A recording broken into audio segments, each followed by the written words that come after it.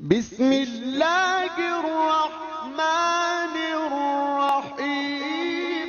المرسلين سيدنا ونبينا أبي القاسم محمد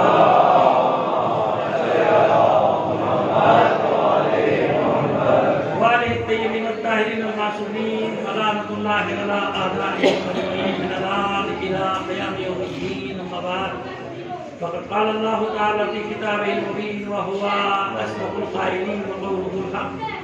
بسم الله الرحمن الرحيم. وجعلناهم أئمة يهدون بأمرنا وأوحينا إليهم فعل الخيرات وإقام الصلاة وإيتاء الزكاة فكانوا لنا عابدين.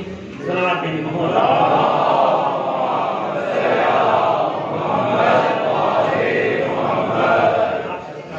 تمام مؤمنین کے لیے بانی مجلس کے موجودین اور تمام شہداء کو شامل کرके ایک سورۃ فاتحہ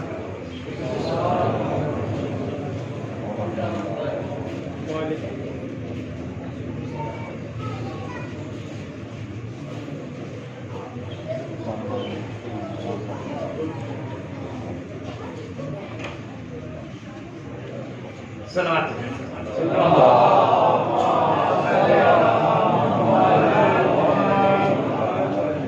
بہتر انداز میں بلند آواز سے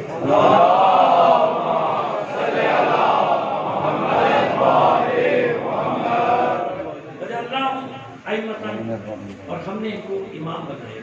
امام قرار سورہ انبیاء 21واں سورہ اور اس کی 73ویں آیت. وجعلناہم ائمۃ. ایک اصول بیان ہو رہا ہے امام جب بھی بنائیں گے ہم بنائیں گے.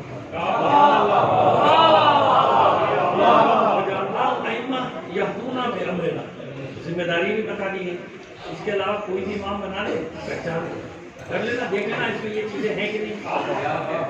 ہم جب بنائیں گے تو ایسا بنائیں گے، انسان بنائیں گے تو کیسا بنائیں گے وہ بھی آ جائے گا. یہ بالکل ایسی بات ہے کہ شروع ہی میں ایک روایت آپ کی خدمت میں پیش کر دوں. پیغمبر اکرم محمد صلی اللہ علیہ وسلم ابھی نے واقعہ آپ کی خدمت میں نقل کر رہا ہوں. دو تین مقامات کا کہا جاتا ہے ممکن ہے 2-3 بار ہوا. مدینے کا بھی ہے. حاضر رسول کے بعد جب خیمے میں بیٹھے تھے وہ لوگوں کو حکم کیا تھا کہ قطار بنا کے آئیے، قطار بنا کے آئیے، تحریک کے لیے آئیے، مبارکباد دینے کے لیے قطار بنا کے آئیے. ہو سکتا یہ بھی تو ہو سکتا تھا نا کہ اعلان کر دیا جائیے اپنے اپنے گھر. نہیں، ایسے کیسے جائیے، لائن لگا کے آئیے تاکہ تاریخ میں ثبت ہو جائے کہ کس کس نے مبارکباد دی تھی اور جس نے نہیں دی اس کا انجام ابھی میں منصور بھائی بیان کر کے جاتا ہوں. جس نے نہیں دیا وہ دیکھ کے سب ڈر گئے. جو اس لائن میں نہیں بھی لگنا چاہتا تھا حارث کا انجام دیکھ کے لائن میں لگ گیا. ابھی تو اپنے آپ کو بچاؤ، ابھی تو بچاؤ، بعد میں دیکھی جائے گی جو ہوگی، ابھی تو بچاؤ اپنے آپ. ایسا تھا نا تو لائن میں لگ گئے. دوحہ کا بھی بتایا جاتا ہے. جب خیمے میں داخل ہوتے تھے میں نے عرض کر دیا کہ اگر آپ کسی اور مقام کا پڑھیں تو میں پہلے عرض کر رہا ہوں کہ 2-3 مقامات کا یہ واقعہ نقل کیا جاتا ہے. روایت بڑا یہ بات نقل کی جاتی ہے. مدینے کا بھی ہے، مسجد نبی کا بھی ہے، وہاں کا بھی ہے، کسی اور جگہ میدان کا بھی. بیٹھے حضور ساتھ میں پکارے السلام علیکم یا رسول اللہ. یہ بھی کہو ساتھ میں السلام علیکم یا امیر المومنین.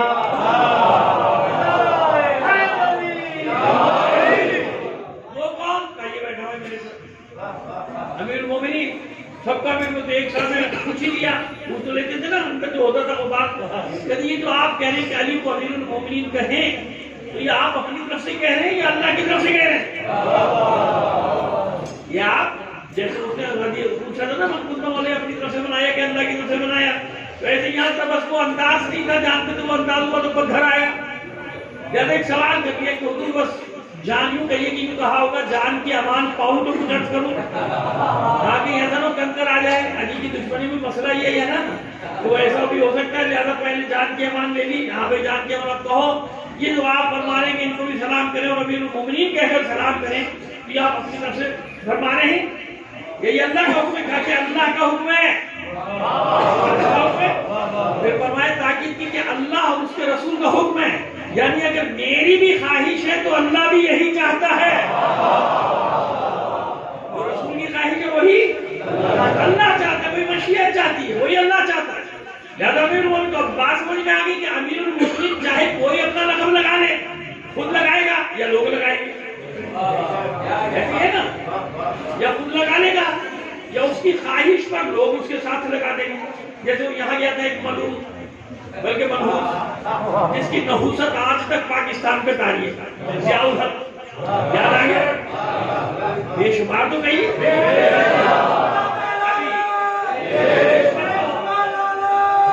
ابھی اس پر تو کوئی قانون نہیں بن رہا، تو اس پہ بھیج دیا کہ سب پہ جہاں جہاں پہنچنی ہوگی پہنچ جائے گا۔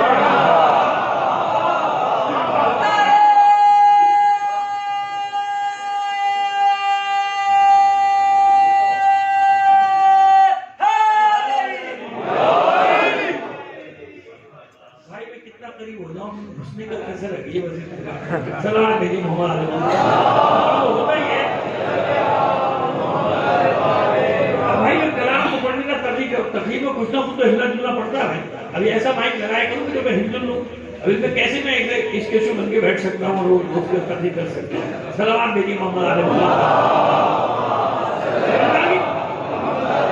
تو بھائی میں تو اس کی آڑ میں سب کا کام ہو جاتا ہے، اس کو لعنت بھیج دیا کرو۔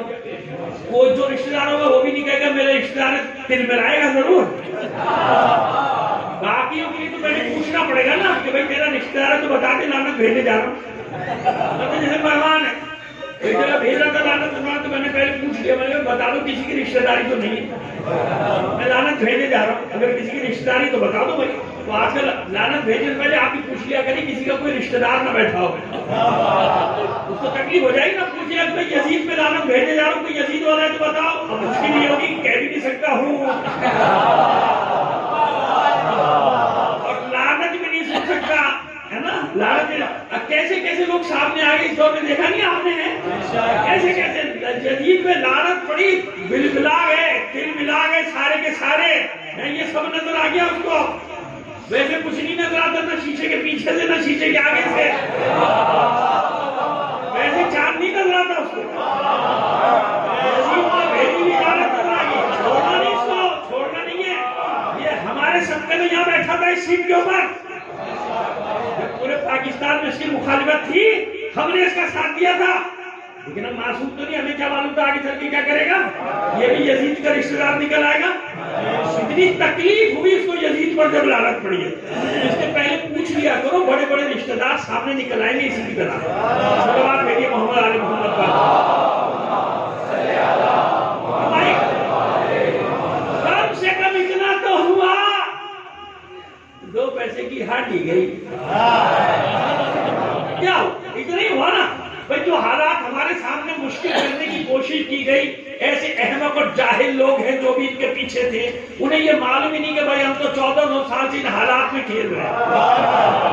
بھائی ہمارے لیے آرام کا وقت کون سا تھا، کہاں کا آرام تھا؟ تو ایسی چند دن کی چند سال کیسا ہوتا ہے کہ تھوڑا سکون، اس کے بعد پھر شروع۔ تو ہم تو 1400 سال سے بھائی اسی میدان میں کھڑے ہیں، خدا کا شکر ہے۔ اب اس کا فائدہ ہی ہونا ہے کہ یہ حالات کرتے کچھ اور لوگوں کے نام ہمیں مل جاتے ہیں، لعنت بھیجنے میں آسانی ہو جاتی ہے۔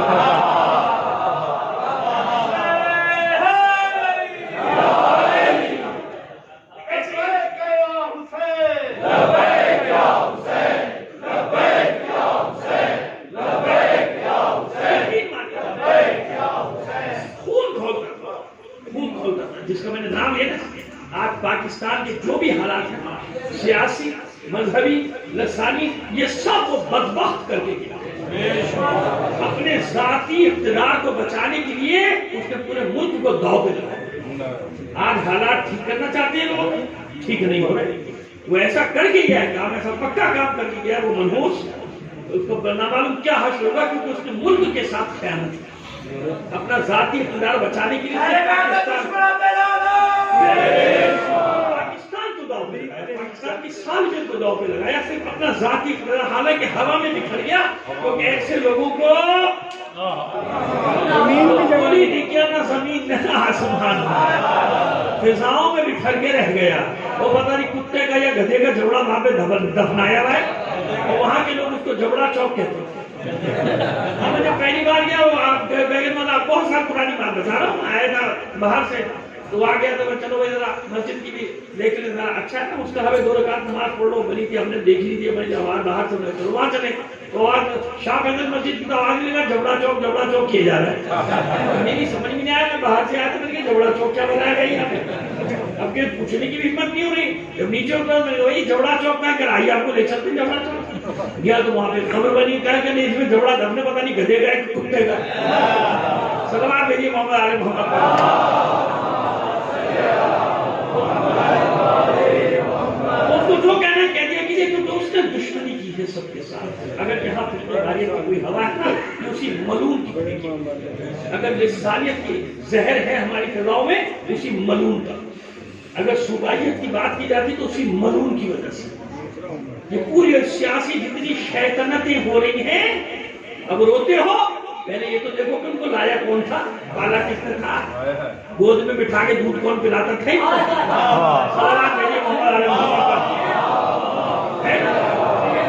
لیکن ایک دعا ضرور کیا کرو، ہر جگہ میں بھی کرتا ہوں، دل سے دیا کیا کرو، اپنی دعائیں مانگتا ہوں، دل سے دعا مانگا کرو کہ پروردگار جس نے اس ملک کے ساتھ خیانت کی ان کا انجام دیکھے بغیر ہمیں مت اٹھانا، جس نے بھی پاکستان کے ساتھ خیانت کیا، آپ کو نہیں معلوم، بچوں کو نہیں معلوم، ایسے نہیں بنائیے، کچھ لوگ ہوں گے جو رات کو سوئے ہوں گے انہیں صبح پاکستان ملا، ایسا نہیں ہوا، لاکھوں کروڑوں لوگوں کی قربانیاں ہیں، جب یہ ملک بنا تھا بھائی، ان کے دل نہیں چلیں گے، ان کے خون نہیں کھولتا ہوگا ان کا، جگر چھلنی نہیں ہوتا ہوگا ان کا، کہ کیا کیا جا رہا ہے اس ملک کے ساتھ، دعا کرو، یہ دعا دل سے کیا کرو کہ جس نے اس سرزمین کے ساتھ خیانت کی معبود، اس کا حشر دیکھے بغیر ہمیں موت نہ آئے، اپنی آنکھوں سے دیکھیں ان کا انجام جنہوں نے اس سرزمین کے ساتھ ہماری خیانت کر کے حالات یہاں تک پہنچائے، اور ایک دعا یہ کیا کرو کہ پروردگار اس وطن کو سلامت رکھے، جو آوارہ وطن ہے نا کبھی ان سے پوچھو، جن کا ملک نہیں ہے جاؤ دیکھو ان کا کیا حال ہے، دنیا میں سرگردان و پریشان پھر رہے ہیں کیونکہ شناخت نہیں ہے، خدا کا شکر ادا کیا کرو، اللہ نے تمہیں ایک شناخت دی ہے پاکستانی کا، ایک شناخت دی ہے، ورنہ لوگ ترس رہے انہیں کوئی شناخت مل جائے، معلوم ہے نا آپ کو، شناخت نئی خالی کی آزادی کی 70 80 100 سال ہو گئے لوگوں کو لڑتے ہوئے، ملک نہیں مل رہا واپس، اس لیے دعا کرو کہ ان شیطانوں کے ہاتھوں سے یہ کھیل نکل جائے اور کوئی اچھے لوگوں کے ہاتھوں میں آ جائے، صلوات بھیجیے محمد آل محمد،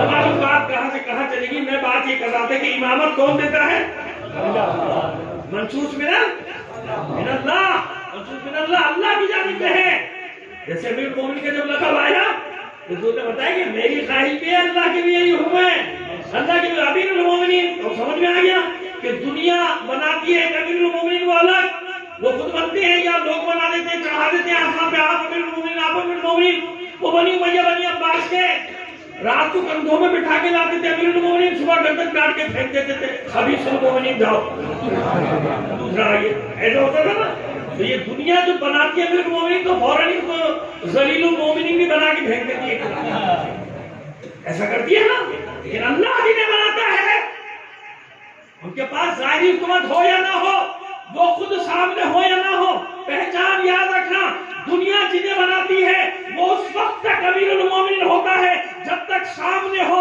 ادھر ہٹا اس کی امارت بھی گئی، امیر المومنین کا لقب بھی گیا، جسے اللہ بناتا ہے، صدیاں گزر جائیں، زمانے گزر جائیں، ہزاروں سال گزر جائیں، لاکھوں سال گزر جائیں، کیونکہ اللہ نے منصب دیا ہے، لہذا مطلقاً صرف اور صرف جب بھی امیر المومنین کہا جائے گا، حضرت امیر المومنین اگر نام نہ لگائیں گے تو سب یہی پہچان دیں گے کیا علی،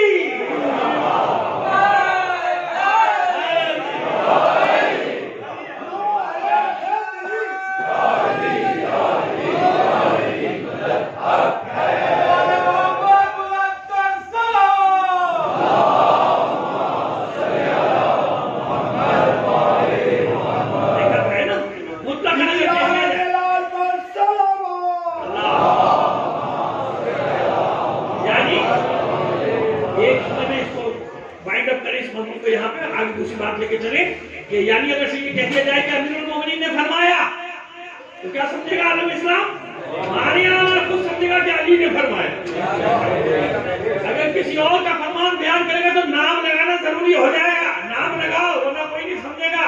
یہ مطلقاً جب بھی کہا جائے گا امیر المومنین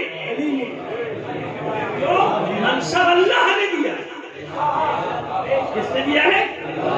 منصب اللہ نے دیا, اللہ کے رسول کے ذریعے سے دیا. ایسے ہی اب آئیے وجعلناہم ائمہ, ہم نے امام بنایا, ہم لوگوں کو امام بناتے ہیں. تمہارا کام کب سے ہو گیا؟ تم کیسے بناؤ گے امام؟ ہمارا کام امام بنا. وجعلناہم ائمۃ یہدون بامرنا, ذمہ داری کیا ہے ان کی؟ ہمارے امر کی طرف ہدایت کرنا. اور یاد رکھیے کہ سورہ انبیاء کی آیت میں صرف ایک طرف اشارہ نہیں ہے, انبیاء کا اس میں ذکر ہے. پیچھے جتنے بھی امام انبیاء ہیں یہ سب ائمہ, پیشوا, پیشوائی کے معنی میں جب آئیں گے تو امام کے معنی میں آ جائیں گے. یہ اس لیے عرض کر رہا ہوں کہ جب آپ تفسیریں دیکھیں گے تو یہ بات سمجھ میں آ جائے گی کہ پہلے انبیاء کا ذکر ہوا اور پھر اس کے بعد بات آئی وجعلناہم ائمہ, انہیں ہم نے امام بنایا ہے, تم نے تھوڑی بنایا ہے. تو یہاں جیسے آپ مثال دے دیں, جیسے جناب ابراہیم علیہ السلام کے لیے آئی نا آیت وَإِذِ ابْتَلَىٰ إِبْرَاهِيمَ رَبُّهُ بِكَلِمَاتٍ فَأَتَمَّهُنَّ قَالَ إِنِّي جَاعِلُكَ لِلنَّاسِ إِمَامًا. ہے نا, اس کو آپ سارا زندگی مجالس سنتے رہتے ہیں, میں وہ روزہ نہیں جا رہا, اشارہ کرتا ہوں امام ہے نا, یعنی ہر نبی پیشوا بھی ہے لیکن امامت کے درجے ہیں. ہر نبی امام ہے یعنی پیشوا ہے. امام کے معنی کیا ہے؟ ہر امام. تو قرآن نے کہا وجعلناہم ائمہ, ان سب کو ہم نے امام بنائے. لیکن نہیں, جب امامت خاصہ کا ذکر آئے گا تو جس نبی کے ساتھ آئے گا, جس پیغمبر کے ساتھ آئے گا, ویسے امامت خاصہ کا ذکر صرف جناب ابراہیم کے ساتھ آیا. لیکن جب جناب ابراہیم کے پاس امامت خاصہ کا ذکر آیا تو کیا کہا فوراً, پروردگار مجھے بھی دے دے, میرے بچوں کو بھی دے دے. بس معلوم ہو گیا کہ تمام ائمہ ہیں لیکن امامت خاصہ الگ ہے. امامت خاصہ وہ ہے جو سارے امتحانات میں پورا اترنے کے بعد عطا کی جاتی ہے. بھائی یہ 10 سے قرآن, یہ سورہ بقرہ 124 آیت کے بعد جو سلسلہ پورا جا رہا ہے, آیات کے رشتہ آپ سنتے رہتے ہیں. یعنی امامت خاصہ الگ چیز ہے. امامت خاصہ کب ملی ہے؟ جناب ابراہیم کو. امامت عامہ کی بات نہیں کر رہا. امامت عامہ تو آج تک جاری ہے, جس کو مرضی بنا لو بھائی. ارے ماشاءاللہ, ابھی آپ کے بھی ایک آ گیا, آپ محروم تھے لوگوں بھول ہی گیا تھا. آپ کے بھی ماشاءاللہ ایک بڑا ایماندار نیک پارسا غریب آدمی, غریب ابن غریب, مسکین ابن مسکین, وہ بھی امام بن گیا. نہیں پتا آپ کو, نہیں معلوم ہے آپ کو, وہ بھی امام بن گیا. اس کو بھی لوگوں نے اس کے فالوورز نے امام کہنا شروع کر دیا کہ ہمارا امام ہے. خدا کا شکر ہے تمہیں بھی ایک امام تو ملا. معلوم ہو گیا کہ جیسے تم ویسا تمہارا پیشوا. تمہیں بھی ایک پیشوا کی ضرورت تھی. قرآن نے دونوں امامتوں کا ذکر کیا ہے. فرعون کو بھی امامت کے زمرے میں ڈالا ہے, ابراہیم کو بھی, موسیٰ کو بھی امامت کے زمرے میں ڈالا ہے. کیوں؟ پیشوائی کا معاملہ لفظ امام پہ نہ جانا. وہ بھی امام ہوں گے جو جہنم کی طرف بلائیں گے, وہ بھی امام ہوں گے جو جنت کی طرف بلائیں گے. آج ایک بار پھر ثابت ہوگی نا یہ بات. کچھ لوگوں نے اپنے سیاسی رہنما کو امام کا لقب دے دیا. صلوات بھیجیے محمد آل محمد پر. اور میں نے کوئی برا تو کہا نہیں, میں نے کہا شریف ابن شریف. ارے بھائی یہ کہاں سے نکل گیا تھا؟ مراد غریب ابن غریب, مسکین ابن مسکین, ابن مسکین, پورے شجرے میں غریبی غریب ہے اس کے. صلوات بھیجیے محمد آل محمد. مسئلہ یہ ہے کہ اگر آپ کسی یہاں بھی بیٹھے کسی آدمی کو شریف ہوگا تو لوگوں کا دماغ پتہ نہیں کہاں چلا جائے گا. وہ لفظ ایسا ہے کہ بار بار اس کے بارے میں آتا ہے ہمارے. صلوات بھیجیے محمد آل محمد.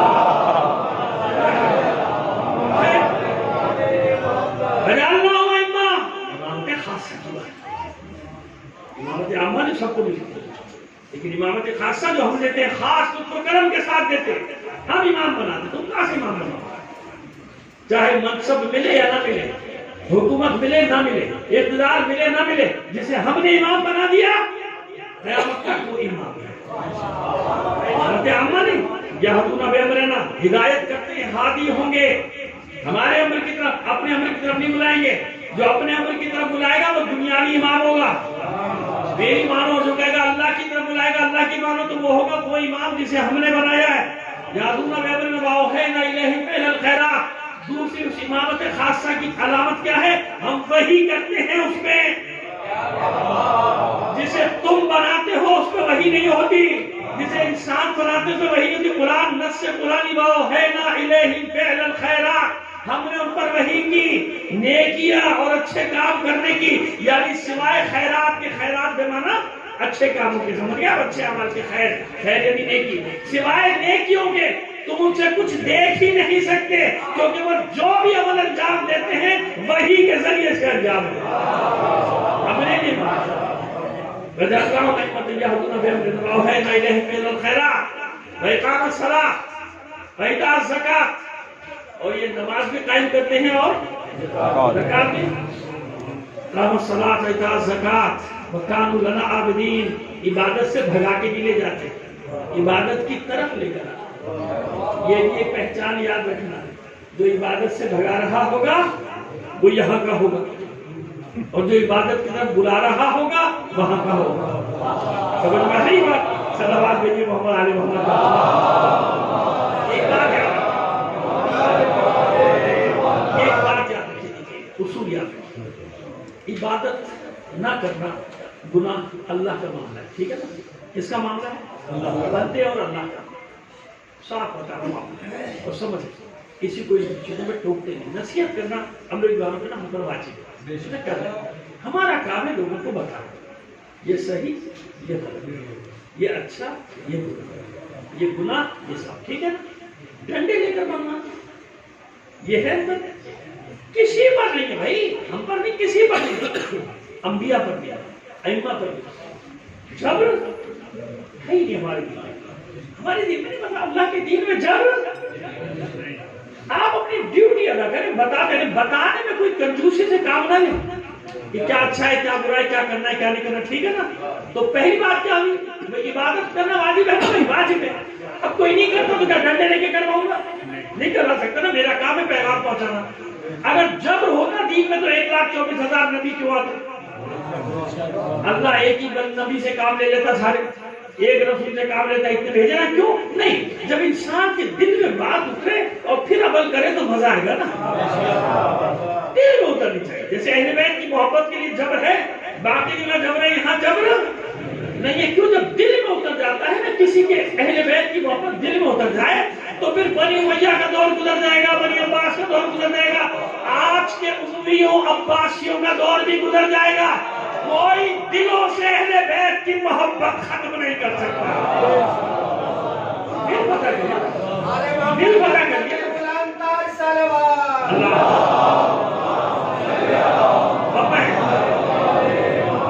ایک کشمکش کا شکار ہوں کہ یہ آگے جو بیٹھے ہیں یہ اچھے بھی لگ رہے ہیں کہ سوشل ڈسٹینس قائم ہے، پیچھے سے اشارہ کر رہے ہیں آگے بڑھاؤ، میری تو سمجھ میں کچھ نہیں آ رہا بھائی، میں تو اپنا ماسک لے کے بیٹھا ہوں، جب اتروں گا تو ماسک باندھوں گا، تو جو ماسک باندھے بہت اچھی بات ہے، جو نہیں باندھے اپنے رسک پہ بھائی آ سکتے ہیں تو آ جاؤ، میں تو یہی کہہ رہا ہوں کہ فاصلہ بہت اچھا ہے، اس فاصلے سے بیٹھ رہو، صلوات بھیجیے محمد علی محمد،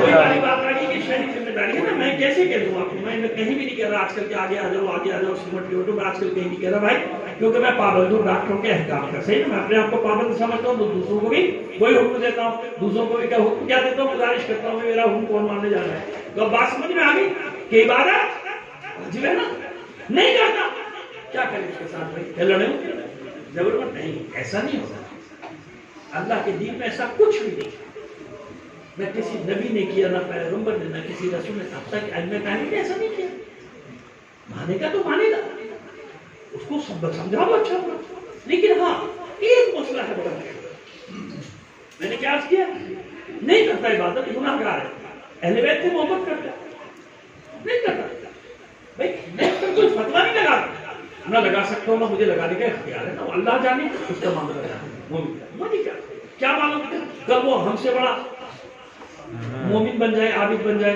ہم ٹریک سے ہٹ جائے، دنیا ہے نا بھائی، کچھ نہیں معلوم، دعا بھی کیا کرے اللہ پروردگار عالم آخری سانس تک ثابت قدم رکھے، انسان کو ثابت قدم رکھے، حق کے راستے کو ہے نا، تواصل بالحق و تواصل بالصبر، مومن کی پہچان یہ ہے کہ ایک دوسرے کو حق میں قائم رہنے کی وصیت بھی کرتے ہیں اور صبر کرنے کی وصیت بھی کرتے رہتے ہیں، ٹھیک ہے نا، یہ ہمارا کام۔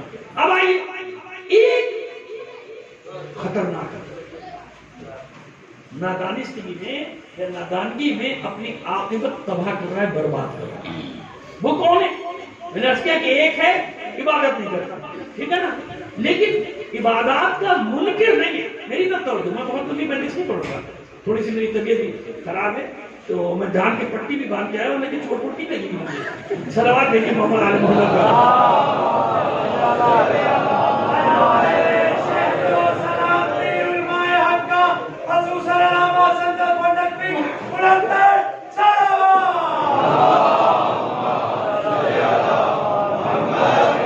تمام مومن کے شہد و سلامتی کے لیے ایک بار اور سلام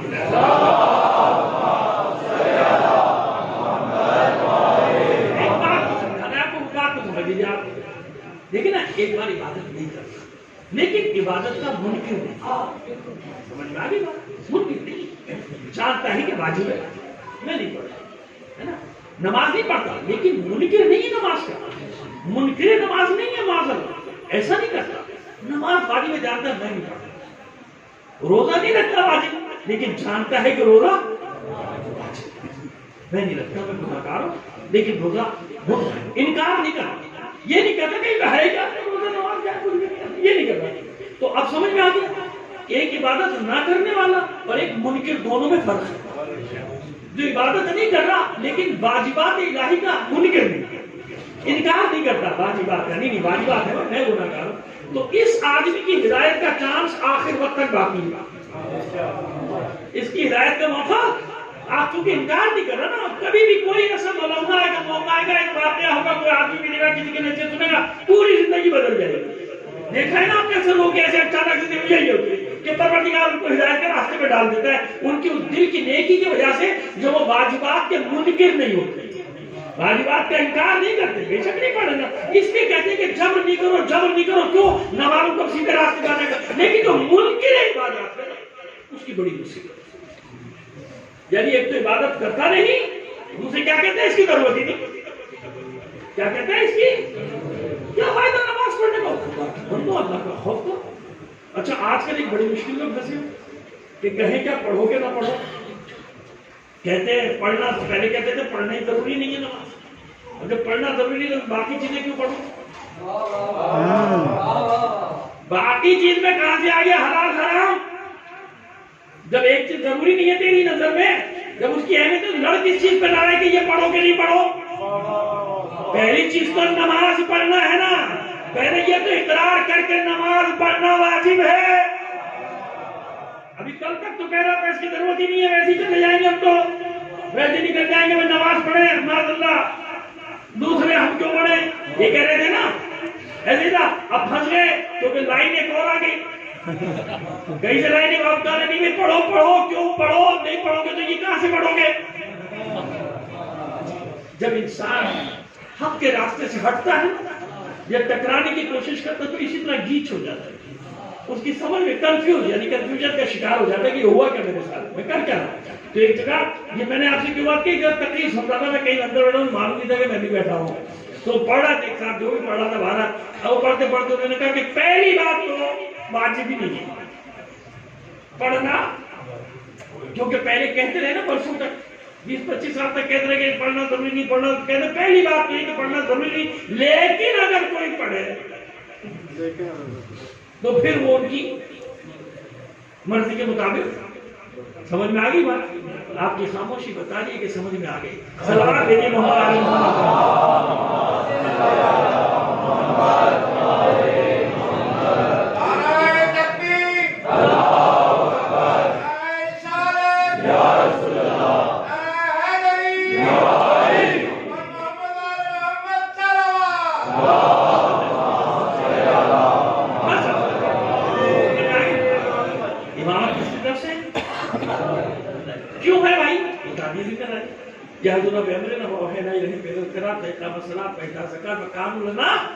عابدین، اور یہ ہماری عبادت ہے اور کسی کی بات تھوڑی کرتے، یہ ہماری عبادت گزار بندے کام لنا عابدین.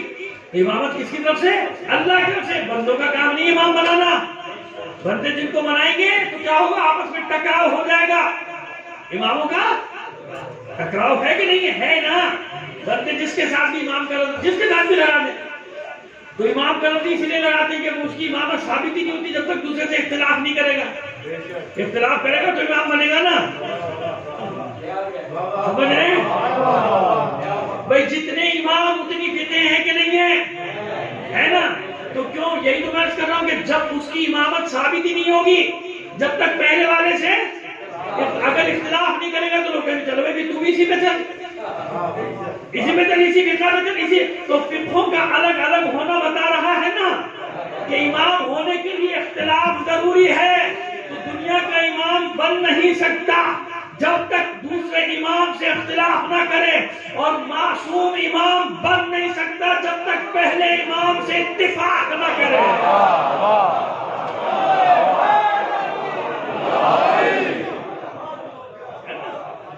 جہاں 12 امام جب تک ایک دوسرے کی تصدیق اور تائید نہیں کرے امامتی ثابت نہیں ہوتی.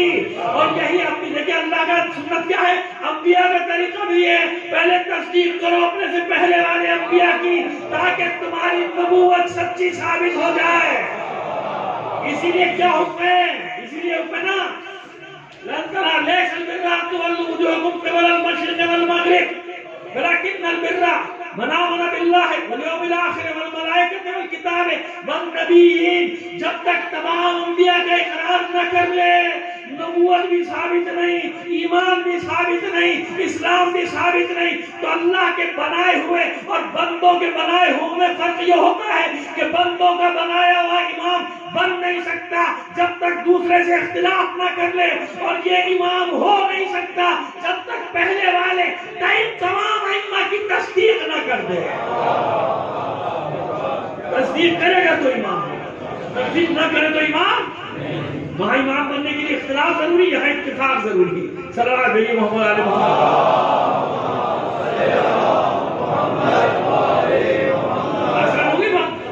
جتنے بھی ہیں سب کے ساتھ آج جس کی مخصوصی ہے دو چار جملے بتاتے چلیں.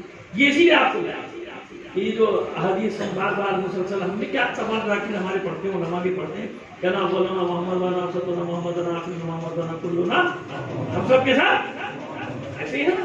تو بس امام حسن عسکری علیہ السلام 11ویں امام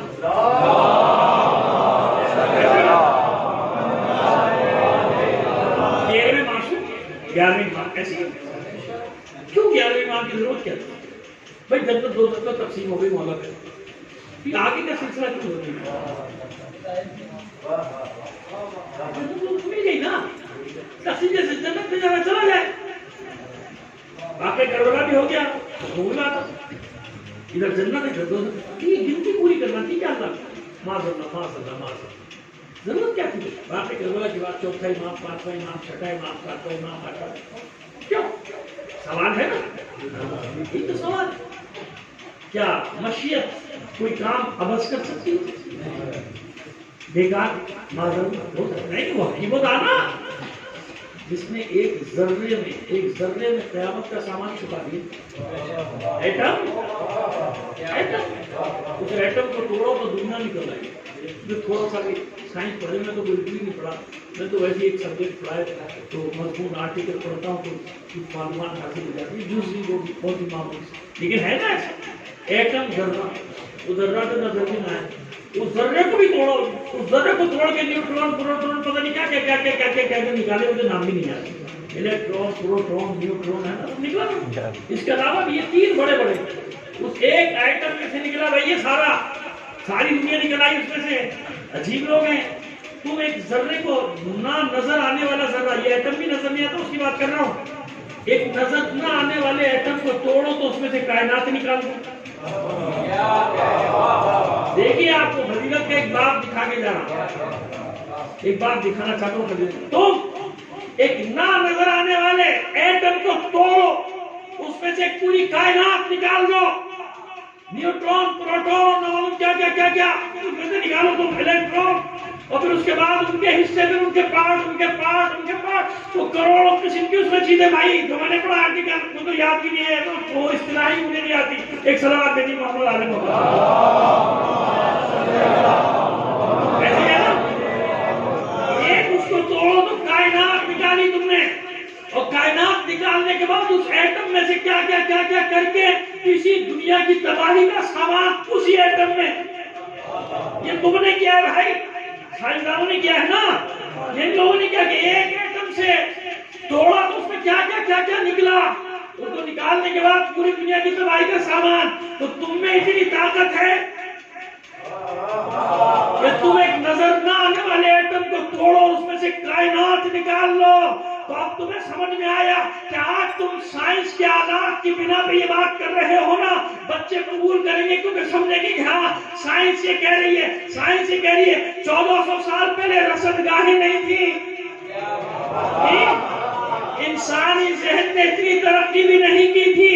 اس لیے اللہ نے معصومین کی زبان پہ کلام جاری کیا. اب سمجھ میں آیا، اس لیے یقین کرتے تھے کیونکہ صادق ہے، اس لیے مانو کہ سچا ہے. انا النقطۃ التی تحت الباء، میں وہ نقطہ ہوں جو باء کے نیچے بیٹھا. وہ 1400 سال سے اس لیے مانا کیونکہ علی نے کہا، اس لیے ان کی صداقت پہ، عصمت پہ، طہارت پہ یقین لاؤ، جو ہے صحیح کہیں گے.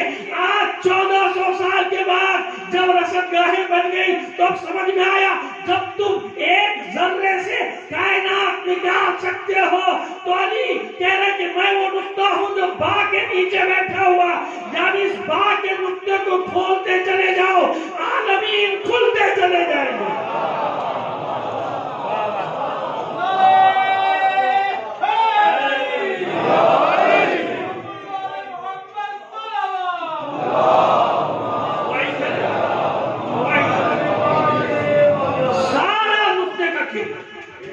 کمپیوٹر کھولو، نقطہ چل رہا ہے،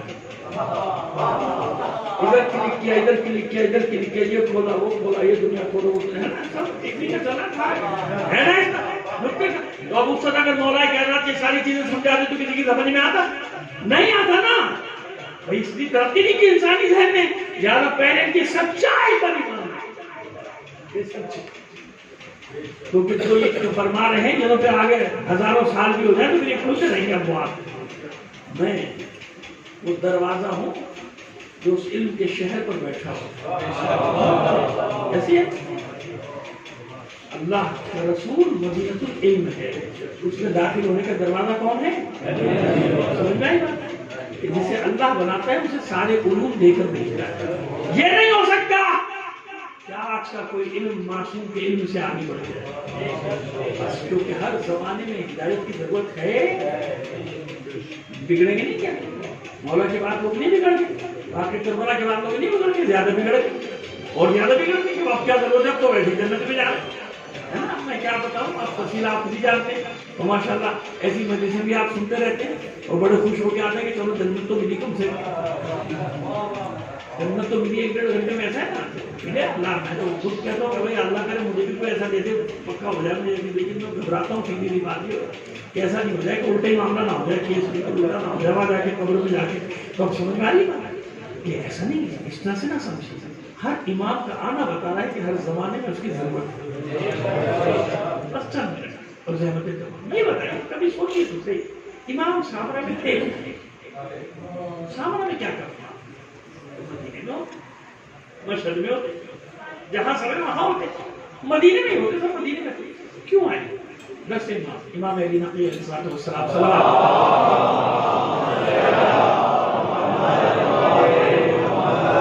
دور استاد، آج اتنا دور ہے تو اس زمانے میں بتائیے نہ گاڑیاں نہ ٹرک نہ بسیں اٹھتی نہ جہاز والوں دور استاد علاقہ تھا نا سامنا. کیا مسئلہ تھا؟ کیوں آئے؟ اچھا مومنین بھی نہیں، آبادی بھی مومنین کی. وہ کوفے کی طرح کہلاتا ہے، لیکن سمجھ اس بات کو تاریخی بات. کوفہ ہے نا، کوفہ پہلے شہر نہیں تھا. چھاؤنی جب بنی نا تو مختلف علاقوں کے سپاہیوں کو لا کے آباد کیا. جب مختلف علاقوں کے سپاہی وہاں پر آ کے آباد ہوئے تو ان کے خاندان بنے، ہوتے ہوتے ہوتے کوفہ شہر بن گیا. تو کوفے کی اپنی کوئی شناخت.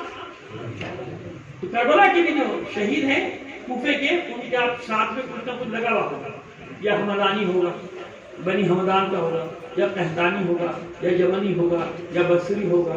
لیکن کوفہ ہے، لیکن آئے نہیں نا کوفے کے کہاں سے؟ باہر سے آگے رہنا. جیسے یہاں لوگ باہر سے آگے رہ جائیں تو 60-70 سال بعد ہوں گے تو یہ کہ لیکن پیچھے تو آئے نا، اسی طرح کی جگہ سے ان کے ماضی تو کہیں سے آئے. تو ایسے سامرا بھی ایسا، سامرا دوسرا دارالحکومت بنایا تھا متصل باللہ. پہلے اس سے پہلے بننا شروع ہو گیا تھا، ان سب نے اکٹھا ایک ہی بار لعنت بھیج دی بے شمار. چلو اور جتنے بھی ہیں دشمنان اہل بیت جتنے بھی ان کے میں ایک دو استثنا کر دیا کریں. جیسے بنی امیہ میں ایک نکال دیتے ہیں ہم بیچ میں سے بخودی نکال دیتے ہیں. حضرت عمر ابن عبدالعزیز کو سمجھ گیا. عمر ابن عبدالعزیز کا استاد جو تھا وہ اہل بیت کا چاہنے والا تھا. اور اس کی حالت یہ تھی عمر ابن عبدالعزیز کی جب چوتھے امام کی بارگاہ میں جاتا تھا صرف بیٹھ کے روتا رہتا تھا امام کو دیکھتا رہتا. کاش میں ہوتا لیکن زندگی نہیں کبھی ایک پوری مجلس پڑھ دیں گے. عمر ابن عبدالعزیز ابن مروان کا سگا پوتا.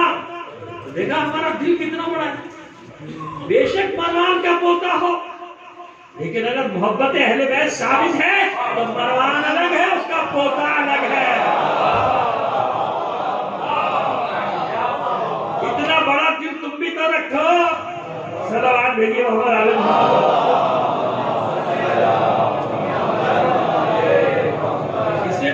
شکل بیان کر دیا تم کو معلوم ہی کچھ نہیں ہے. ہم ان کے فضائل پڑھنا شروع کریں گے اس میں بھی تم لڑنا شروع ہو جاؤ گے. تم کیوں پڑھ رہے ہو عمر ابن عبدالعزیز کا ذکر کیوں کر رہے ہو؟ کیونکہ وہ اتنا کر ہی نہیں سکتے اور کرتے بھی نہیں کیونکہ انہیں پتا ہے کہ بیچ میں گڑبڑ ہے معاملہ. صدق بھی واپس ہوا, سب و شتم بھی بند کرایا. یہ سب کارنامہ کس کا ہے؟ عمر ابن عبدالعزیز ابن مروان کا پوتا ہے براہ راست. یاد رکھنا. صلوات بھیجیے محمد علیہ محمد پر.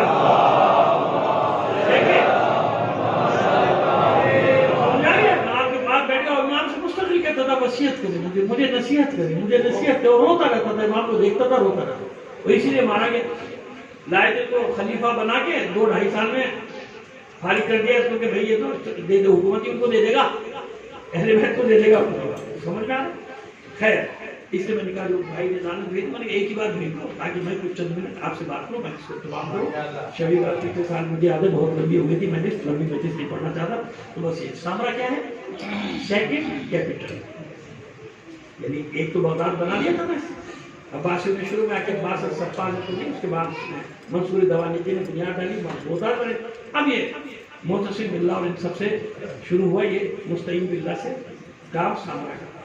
سامرا کو انہوں نے دوسرا کیپٹل بنایا. یعنی کچھ عرصے یہاں رہتے تھے کچھ عرصے تو وہاں چھاؤنی بنا لی. فوجیوں کو مختلف دستے لشکر لالا کے نام محلے بن کے آواز بن. اسی میں ایک محلہ ہے عسکریہ. ایک محلے کا کیا نام تھا؟ العسکریہ. اچھا اب یہ کیونکہ ساری آبادی میں فوجی رہیں گے بھائی. فوجی سامرا وہ پورا شہر بنا دیں گے. وہاں سے گزرتا ہے فرات جو گئے زیارت کرنے کو لکھا ہے پہلے فرات اس کو پار کر کے پھر ہم جاتے ہیں. فرات ہے دجلہ معذرت کے ساتھ جورا کے اتنا مضبوط نہیں ہے. خیر تو دجلہ پار کر کے ہم سامرا میں داخل ہوتے ہیں. ٹھیک ہے جناب. تو اب تھا کیا 8ویں امام کے بعد سے ان کے لیے مسئلہ ہو گیا تھا نا عباسیوں کے لیے. کیونکہ 8ویں امام کو انہیں کیا بنایا تھا؟ مامون نے ولی عہد بنایا تھا نا. یاد رکھیے تاریخی کڑیاں جو ملا رہا بنایا تھا. اور خود زہدے کے راستے سے ہٹایا تھا. تو اثر تو تھا نا. امام چند سال میں 8ویں امام کا اثر اتنا تھا کہ پوری مملکت اسلامیہ نے کہتے تو یہ تھا نا کہ شیعوں کی آبادی نہیں ہے. لیکن جب ایسا کوئی مسئلہ تھا تو ہر ملک سے, شام سے, یمن سے, بحرین سے ابھی صبر کر لو سعودیہ میں بھی 80% اپنے نکلنے والے ہیں. پروپیگنڈا ٹوٹ رہا ہے. شہر ختم ہو رہا ہے. کہتے ہیں نا آبادی کا ہے آبادی کا ہے. اب پریشان ہو رہے کہ جہاں بھی قیام ہو رہا ہے نکل کر یہی سامنے آ رہے ہیں. تو اس وقت ایسے تھا نا کہ بتائے گا نہیں کچھ نہیں آبادی کچھ نہیں آبادی ان کی آبادی نہیں ان کی آبادی نہیں. تو ڈرتے تھے تو اپنی نظروں کے سامنے رکھنے کے لیے کیا کیا تھا 10ویں امام کو کہاں پہنچایا؟ سامنے. تاکہ اب یہاں جو بھی ملنے آئے گا پہچان لیا جائے گا کہ امام سے ملا یہی شیعہ ہے. وہ اصل میں چھانٹنا چاہ رہے تھے کہ شیعہ کون کون ہے, بڑے بڑے سردار جو وہ کون ہے. آج بھی کہے ان کو کیسے ختم کیا جائے بڑے بڑے سرداروں کو. لہٰذا سامرا پہنچا دیا گیا. آپ جانتے کہ باہر اتنے گھنٹے کا راستہ ہے اس زمانے میں کیسا راستہ ہوگا. لہٰذا شیعہ نہیں جا سکتے تھے. ملنے نہیں. امام نے منع کر دیا تھا مجھ سے ملنے مار دی جاؤ. لہٰذا 10ویں امام کی قید میں بظاہر آزاد وہ شہر میں نکل گئے جاتے ہیں آ رہے ہیں کوئی مسئلہ. لیکن قید کیونکہ اپنے مومنین تو نہیں رہتے نا وہاں. چند ایک مومنین ہے بھی تو بیچارے تقیہ والا حساب ہے. تو باقی آبادی ساری کیا یعنی تحت نظر ہر وقت آپ کا جس کو ہونا چاہیے کہ وہ ہے نظر میں ہے تعاقب ہے نگاہیں دیکھنے کی. خیر 11ویں امام بھی قید کوئی محلہ ہے عسکریہ، اسی عسکریہ محلے میں رہتے، اس لیے امام حسن عسکری۔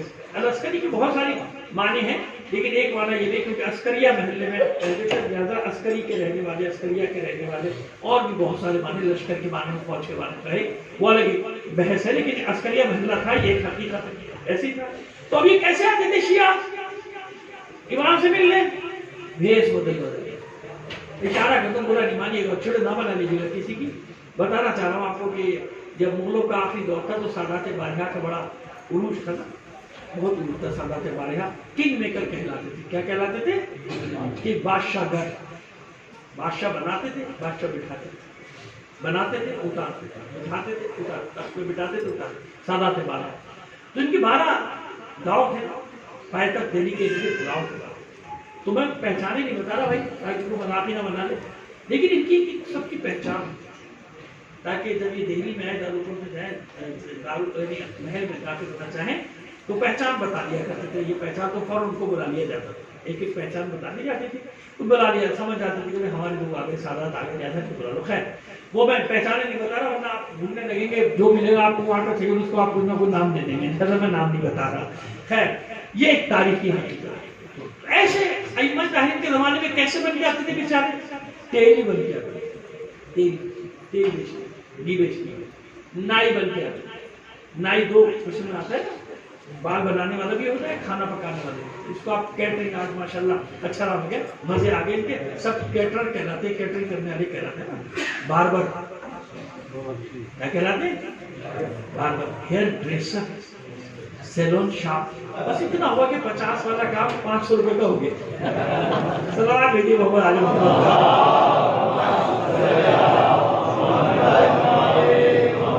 مالش مساج، کتنا فرق پڑ گیا؟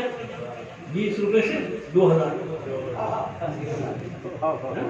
ایسا ہوتا ہے وقت کے زمانے ہے، اللہ سب کے روزی میں برکت دے، بن گیا نا۔ لیکن میں بتا رہا ہوں ایسا یہ بن گیا، سبزی بنوش، آٹا بیچنے والے، کپڑا بیچنے والے، فلاں جگہ کا کپڑا لائے ہوں، امریکہ کا کپڑا لائے ہوں، یہ تھے مولا کے چاہنے والے، لمبا لمبا سفر کرتے تھے۔ کیوں سفر کرتے تھے؟ سنو، مسائل پوچھنے کے لیے،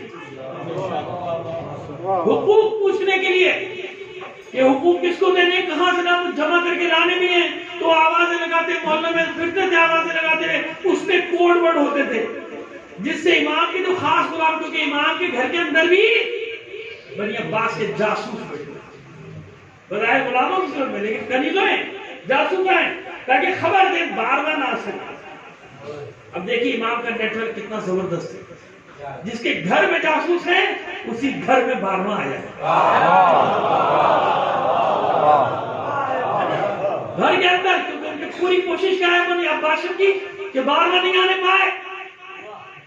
اور امام منصب امامت اللہ کی طرف سے ملا ہے، ایسے اہتمام کیا کہ بارواں آ گیا، بارواں آ گیا، اور نہیں معلوم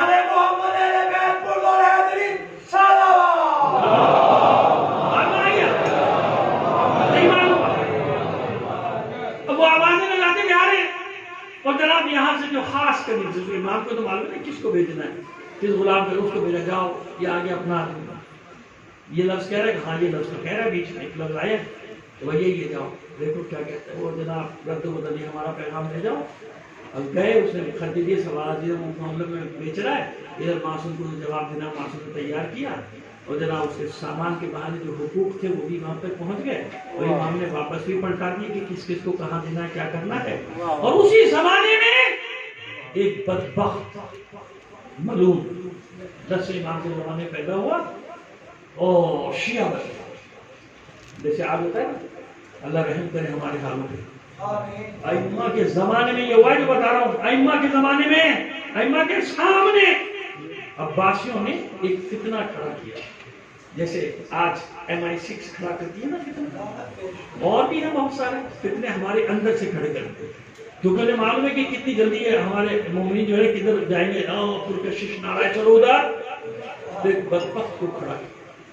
اس نے کیا کیا؟ تو امام تو پابندیوں میں ہے نا، امام تو سامنے، آبادیوں میں تو وہ لوگ ہیں، لوگ تو ان کے پیچھے ہزاروں چل رہے ہیں، لاکھوں چل رہے ہیں، اور کچھ ٹیمیں بنا دی، عباسیوں نے 100-150 کے ساتھ رکھ دیے، منظر کشی کر رہا ہوں، پہنچنا آپ کا کام ہے آج کے زمانے میں، حقیقت تک پہنچنے والے آپ ہیں.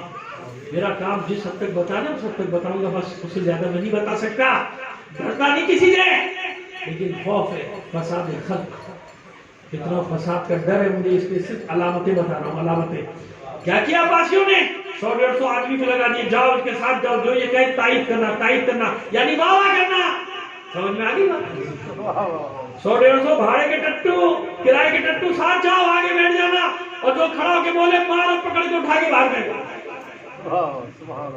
سمجھ آ گئی میری بات؟ علی کے شیعہ اتنے سادے مت بنو جہاں سے مرضی جس کی مرضی گھس جائے تمہارے اندر اور تمہیں برباد کر کے چلا جائے. اپنا کام کیا چلا گیا، پھر ہیرو کا ہیرو بیڑا غرق کر کے چلا گیا ساری قوم کا. سامنا کرنے والے دوسرے، بھگت رہے دوسرے، کھڑے ہوئے میدان میں دوسرے. اتنے چیمپئن ہو تو کھڑے بھی تو ہوا کرو کوئی کام کرنے کے بعد میدان میں. لیکن چیمپئن تھا ہی نہیں،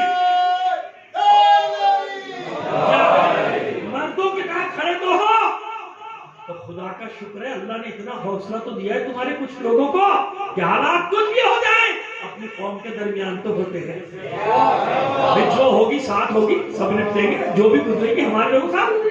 تو کم سے کم اتنی تمیز تو رکھا کرو. دل جلتا ہے کبھی کبھی جب دیکھتے کہ جو بیچارہ میدان میں کھڑا رہا ہے اس کو اسی لاٹھی سے آ کر اس کو لاٹھی سے آ کر یہ کام ہے، یہ کون سا طریقہ ہے؟ میں تو اس پر تو تیار کیا گیا محمد ابن نمیر النصیری کو. سمجھ میں آئی بات؟ حضرت علی کے زمانے میں نہیں تھا. ہمارے لوگوں کو یہ بھی نہیں پتا بھول گئے نصیری حضرت علی کے زمانے میں تھا. حضرت علی کے زمانے میں نہیں تھا. یہ 10ویں امام کے زمانے کا فتنہ ہے. عباسیوں نے کھڑا کیا، پلان کیا. کیا کرتا تھا؟ کیونکہ عباسیوں نے دیکھ لیا کیسے نہیں ختم ہوتے شیعہ، مارے جاؤ، ٹارگٹ کلنگ کیے جاؤ، ختم نہیں ہوتے. ٹارگٹ کلنگ کرو ختم نہیں ہو رہے، دھماکے کرو ختم نہیں، تو کیا کرو ان کے اندر تباہ کرو ان کی نظریاتی بنیادوں کو. تو اسے تیار کیا گیا. اس نے نعرہ لگایا علی کی الوہیت کا. سمجھ میں آ رہی میری بات؟ 2 کام ہوئے، اپنے لوگ بہکنا شروع ہوئے، دوسروں نے کفر کے فتوے لگانے شروع ہوئے. سمجھ میں آ رہی ہے میری بات؟ یہی پیغام ہے آج کا. 2 کام کیے نا اس نے، ایک چیز سے 2 شکار کیے. اپنے لوگ بہک گئے، کتنے ہی چلے گئے ہاں یہ بڑا مولا ہی بھائی، اس سے بڑا کوئی مولا ہی نہیں. کام پہنچا دیا اس نے علی کو، چلو اس کے پیچھے. ایک کام یہ ہوا کہ قوم میں تباہی پھیلائی. دوسرا کام کیا ہوا؟ دوسروں کو موقع ملا، دلیلیں ملی، انہیں کہا کافر مشرک. سمجھ میں آ رہی ہے میری بات؟ یہی 2 کام ہر زمانے میں کیے جاتے ہیں. جب دیکھتے ہیں کہ میدان میں ان کو نہیں ہرایا جا سکتا تو اپنے ایجنٹوں کو چھوڑتے ہیں تاکہ ان کے لوگوں کو خراب کریں اور دوسرے لوگوں کو دلیل دے کے یہ کافر ہیں. سمجھ میں آئی میری بات؟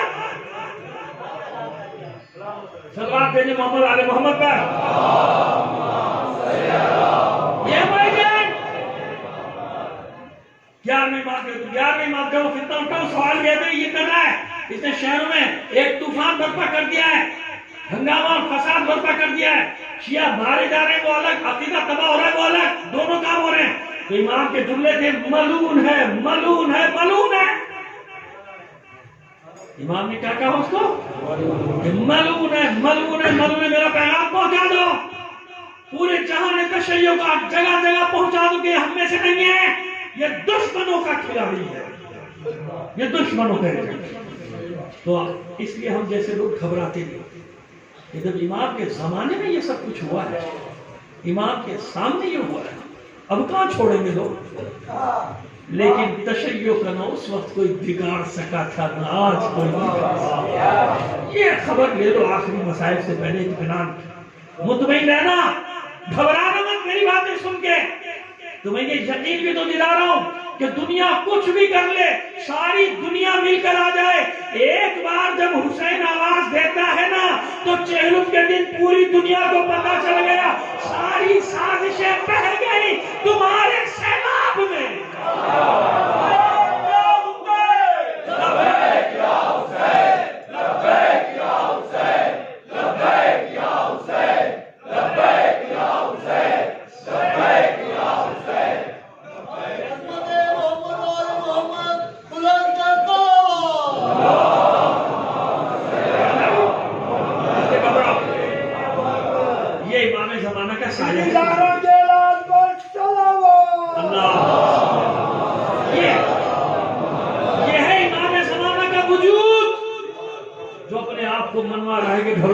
ہے نا, تم اکیلے تھوڑی ہے. اگر اس سے بڑی کوئی طاقت ہے تو لے آؤ. کسی کے پاس ہے دنیا میں وہ طاقت جو تمہارے پاس ہے. عسکری کا لال, حسن عسکری کا لال تمہارا پشت پناہ ہے. سمجھیے, تمہارے سروں پر سایہ فکر ہے, تمہیں نگرانی کرنا ہے, دیکھ رہا ہے. آتے نہیں میدان میں کھڑے رہو, باقی کام میں خود کرے. ہمارا کام ہے میدان میں کھڑے رہنا, کربلا یاسین میں حاضر رہنا. اور یہ پورا نیٹ ورک چل رہا تھا, فیل ہو گیا اس کا فتنہ. جیسے امام کا پیغام گیا پھیل گیا پورے عالم اسلام میں. فیل ہو گیا تو خود ہی اس کو مروا دیا. اسی پہ ایسے لوگوں کا انجام اچھا نہیں ہوتا. جن لوگوں کے ایجنٹ ہوتے ہیں نا وہی مروا بھی دیتا. جب یہ کام نکل گیا بھائی اس کو ختم کرو, اس پہ خامخواہ کا خرچہ کر رہے ہو, فارغ کرو اس کو. جعفر از بنگال, صادق از ڈھکا, ننگے ملت ننگے دین ننگے ڈھکا. کسی کے نہیں رہتے. جس خیانت کرتے ہیں کچھ بھی نہیں ملتا ان کو. جیسے پسر سعد کو کچھ ملا, اور ابن سعد کو کچھ ملا نہ, لے کی سلطنت بھی نہیں نہ جنت کچھ بھی نہیں ہے. سب فارغ ہو گیا نا بس ایسے. بس یہ سبب تھا. جب دیکھا نا کہ یہ حالات ہو, ہمارا ایجنٹ بھی فارغ ہو گیا, سب فارغ ہو گئے, اب سازش کی گئی. سازش کھانے میں ذہن دیا. اور ایک بار یاد, جیسے میں ابھی چند روز پہلے امام حسن مجتبیٰ کی مجلس میں بھی علیہ السلام کی مجالس میں عرض کر چکا ہوں کہ معصوموں کو کئی بار ذکر دیا ہے. اسی طرح امام حسن کو ایک بار نہیں کئی بار ذکر دیا. اور اگر ڈیوٹی 12واں ہے تو نہیں. اور ایک امام کیا کرتے تھے, جو بھی آتا تھا اس کو زیارت کراتے تھے. دیکھو دیکھ رہے ہو نا اس بچے کو, یہ تمہارا امام. کیونکہ لوگ پوچھتے تھے نا ہمارے آپ کے بعد کیا ہوگا, یہ امام ہے تمہارا.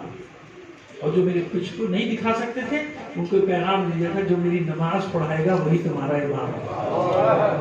جو میری نماز پڑھائے گا وہی تمہارا امام. یہ سامرا جہاں مدفن ہے نا, جہاں امام کے ایک اور صاحبزادے کا مدفن بھی بتایا جاتا ہے. قبر مشخص نہیں ہے. صاحبزادے ایک بھائی معذرت کے ساتھ 10ویں امام کے صاحبزادے حسین ابن علی نقی, یعنی سید محمد کے بھائی, بلد والے ہیں نا سید محمد بلد, ان کے بھائی جعفر کذاب یا جعفر تواب جو بھی ہیں, دونوں لقب ان کے ساتھ رکھتے ہیں. پہلے جعفر کذاب لگا, جب توبہ کی تو جعفر تواب لگا. اللہ عالم بالثواب, اللہ بہتر جانتا ہے. تو وہ ان کے بھائی حسین, ان کا بھی مدفن اسی میں. ان کا ذکر زیادہ نہیں ملتا لیکن ان کا مدفن بھی اسی سامرا میں. امام کی وصیت تھی نا کہ انہیں میرے بابا کے پہلو میں دفنا لے گئے. اس میں وہی قبر ہے جناب حکیمہ خاتون سلام اللہ علیہ کی, وہی جناب نرجس خاتون سلام اللہ علیہ کی, وہی امام علی نقی علیہ السلام کی وہیں پر. زہر کا اثر کتنے دن تک رہا جانتے ہیں آپ؟ 3 دن. یہ عجیب ہے. اکثر میں نے یہ پڑھا کہ ہر امام 3 دن اذیت میں رہا, سوائے ایک کی بات دوسرے امام کی. حالانکہ وہاں بھی کچھ روایات ایسی ہیں لیکن نہیں جو آپ سنتے ہیں. میں آپ کو کنفیوز نہیں کرنا چاہتا کہ وہاں اتنی نہیں کہتا, لیکن باقی ہمیں تعلیم کا کہ 2 سے 3 دن کاٹتے رہے. یا تو یوں کہوں کہ حسن کو جو زہر دیا گیا تھا وہ زہر ہی ایسا تھا, چند لمحوں میں حسن کے جگر کو کاٹ دیا. ایسے ہی ہے نا, ایسا زہر کسی کے لیے ہمیں نہیں ملا کہ ایسا زہر ہو کسی کے لیے کہیں ذکر نہیں ملا ایسے زہر کا. یہاں جس کو بھی زہر دیا گیا وہ 2-3 دن تڑپتا رہا. یہاں تک کہتے ہیں کہ جب معصوم کو پانی دیا جاتا تھا نا پینے کے لیے, اس میں خون کی الٹی ہو جاتی تھی. یعنی پیاسا ہر ایک امام پیاسا ضرور ہے.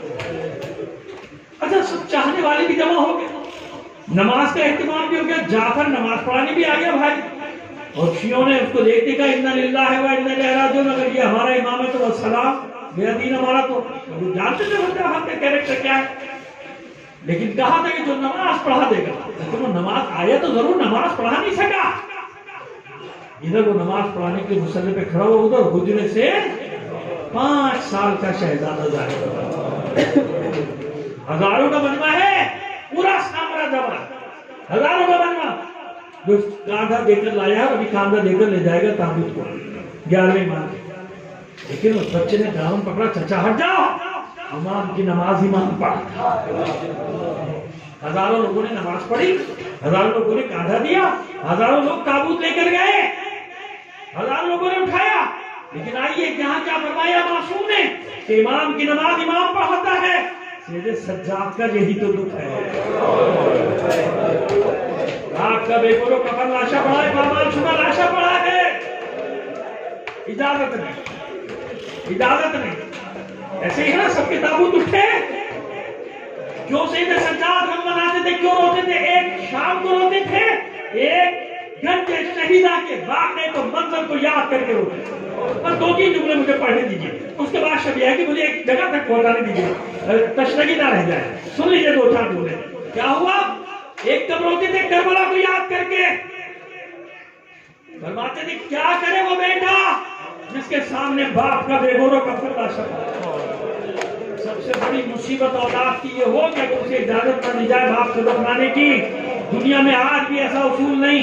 ظالم سے ظالم حکومتیں بھی ہونا اجازت دیتی کہ جاؤ اپنا جنازہ دفناؤ، لیکن خبردار لوگ نہ آنے پائے، رات کی تاریکی میں دفناؤ. جیسے بھی دفناؤ دے دیتے نا، جاؤ دفناؤ، لوگ نہیں آئیں گے، مجمع نہیں ہوگا. لیکن سیدھے سجاد چھوڑ کے جا رہا ہے اپنے بابا کے نقش. سب کے تابوت اٹھے. یہاں تک کہ سنیے آپ، جس کا جنازہ زنجیروں میں جکڑا ہوا آیا تھا نا، یہاں تک پڑھ کے لوگ چھوڑ دیتے ہیں کہ زنجیروں میں جکڑا ہوا تھا جنازہ باب الحوائج کا، اور 4 غلام لے کر آ رہے تھے. 4 غلام اپنی جگہ تھے، لیکن جب حکم ہوا تھا، جب آزادی ملی تھی، جب منصور کے چچا نے، جب ہارون کے چچا نے اعلان کیا تھا شیعوں کی بستی میں کوئی پابندی نہیں، آ جاؤ اپنے امام کے جنازے میں شرکت بھی کرو، جنازے کو کام بھی لو، تو یاد رکھو اس وقت کی تاریخ میں جتنا بڑا جنازہ باب الحوائج کا اٹھا تھا، کسی کا ایسا جنازہ نہیں اٹھا تھا. یہی وہ دکھ ہے، یہی وہ کرب ہے زینب کا، سکینہ کا، ام کلثوم کا.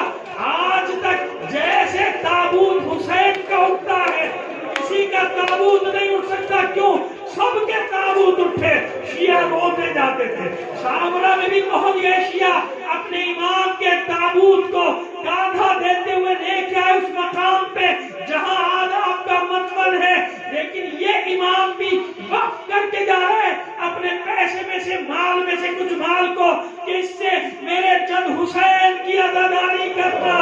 جب کسی کا تابوت اٹھاؤ، حسین کے جنازے کو ضرور یاد کر لینا کہ سید سجاد وہ بیٹا ہے جسے اپنے بابا کے تابوت اٹھانے کی بات میں حسین.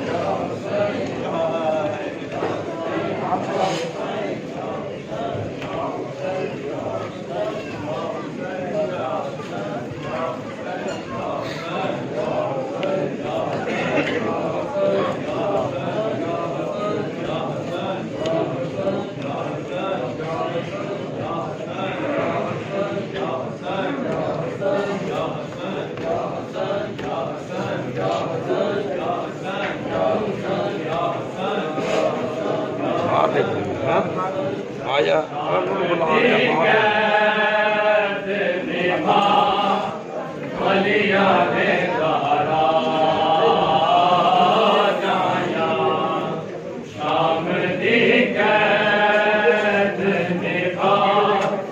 ولیان زہرا